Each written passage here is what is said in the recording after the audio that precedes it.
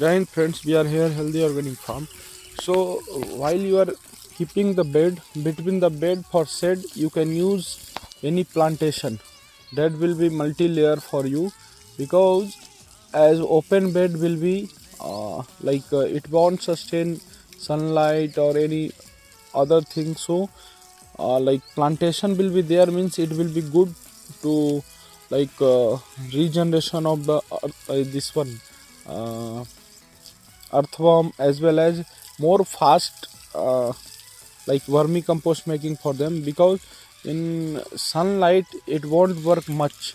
So for that purpose we are keeping moringa in between that. As moringa is necessary for both use, you can use that leaves also for moringa powder, as well as the fruits also you can use, that flowers also use. So it is easy to cut also, like whenever, like see, harvesting completed, we cutted that, again within 10 days it came out.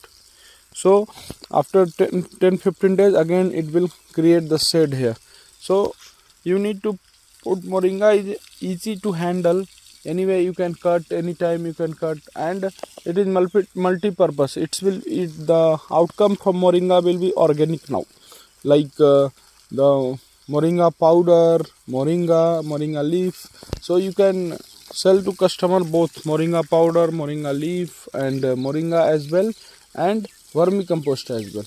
So you can use this process if you are keeping more than 4-5 beds, so that will be good for you.